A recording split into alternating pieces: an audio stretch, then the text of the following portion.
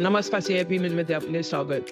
1 मे महाराष्ट्रीय व कामगार दिनानिमित्त वेलफेअर सेंटर रिक्षा चालक मालक असोसिएशनच्या वतीने या ठिकाणी सत्यनारायणची महापूजा केली होती.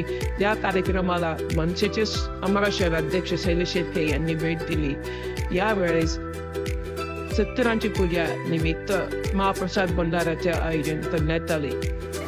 आज तुमच्या रिक्षा असोसिएशन मार्फत या ठिकाणी भंडाराचं अवेलेबल केले, काय तुमचं म्हणणं आहे?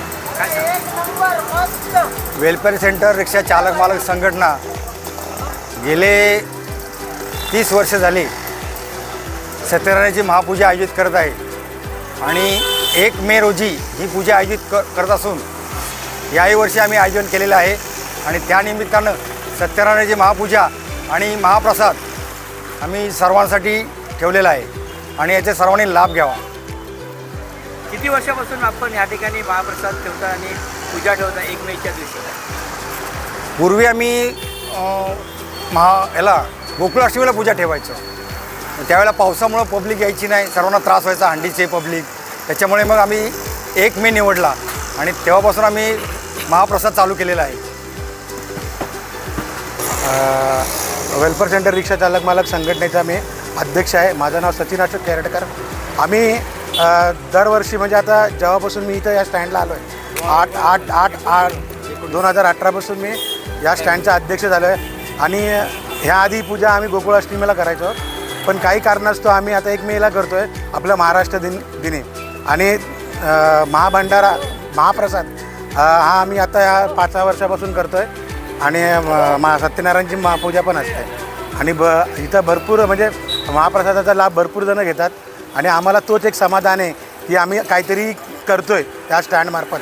आम्ही फक्त महाप्रसादच नाही की आम्ही दिवाळीला एक मोठा कार्यक्रमही करतो की त्याच्यानंतर एक शिवजयंती असते. शिवजयंती पण आम्ही साजरी करतो.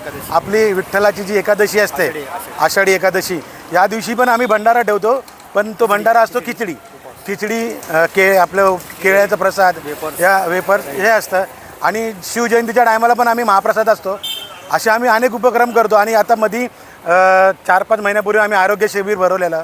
म्हणजे ज्या रिक्षाला ज्या समस्या आहेत रिक्षावाल्यांसाठी, कोणाचे पाय दुखतात आहे, कोणाचे डोळे आहेत, परत BP चेक, शुगर चेक केलं, मध्ये मोतीबिंदूंचं ज्यांचं या रिक्षावाल्यांचं जे ऑपरेशन आहे ते काही थोड्या प्रमाणामध्ये आम्ही पण म्हणजे फ्रीमध्ये नाही पण काही थोड्या प्रमाणामध्ये त्यांचे करून आम्ही कार्यक्रम ठेवलेले आणि अशा आम्ही भरपूर ह्या एका वर्षामध्ये भरपूर आम्ही कार्यक्रम करतो आणि आम्हाला असं वाटतं ह्याच्यापासून अजून कार्यक्रम करावे आणि अशी रिक्षावाल्यांची भरपूर आम्ही 10 रुपये कलेक्शन घेतो, पण आम्ही इथे कार्यक्रमही राबवतो.